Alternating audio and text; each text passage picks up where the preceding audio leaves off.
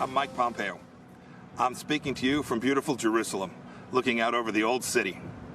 I have a big job as Susan's husband and Nick's dad.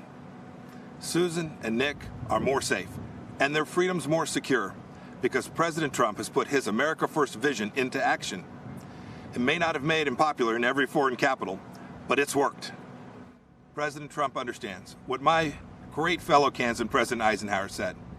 For all that we cherish and justly desire for ourselves or for our children, the securing of peace is the first requisite. Indeed, the primary constitutional function of the national government is ensuring that your family and mine are safe and enjoy the freedom to live, to work, to learn, and to worship as they choose. Delivering on this duty to keep us safe and our freedoms intact, this president has led bold initiatives in nearly every corner of the world. In China, he's pulled back the curtain on the predatory aggression of the Chinese Communist Party. The president has held China accountable for covering up the China virus and allowing it to spread death and economic destruction in America and around the world.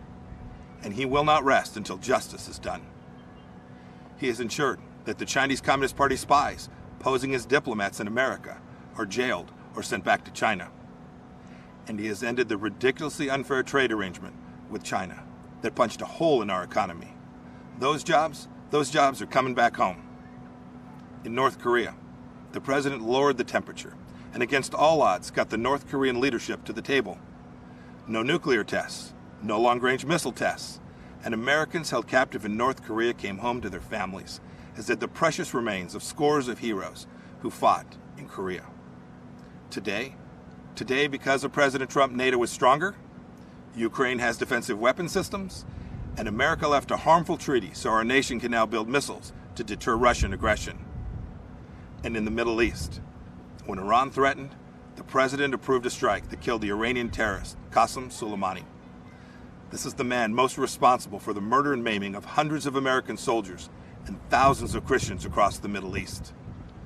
And you'll recall, too, that when the president took office, radical Islamic terrorists had beheaded Americans, and ISIS controlled a territory in the size of Great Britain. Today, because of the president's determination and leadership, the ISIS caliphate is wiped out. It's gone. Its evil leader, Abu Bakr al-Baghdadi, is dead. And our brave soldiers, they're on their way home. The president exited the U.S. from the disastrous nuclear deal with Iran and squeezed the Ayatollah, Hezbollah, and Hamas. The president, too, moved the U.S. Embassy to this very city of God, Jerusalem, the rightful capital of the Jewish homeland. And just 2 weeks ago, the president brokered a historic peace deal between Israel and the United Arab Emirates. This is a deal that our grandchildren will read about in their history books. You know, as a soldier, I saw firsthand people desperate to flee to freedom.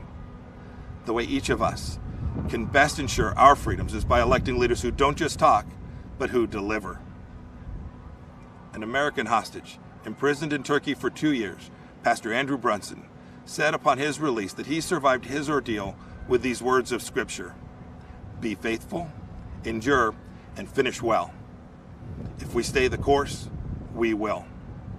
May God richly bless you, and may God bless our great nation, the United States of America.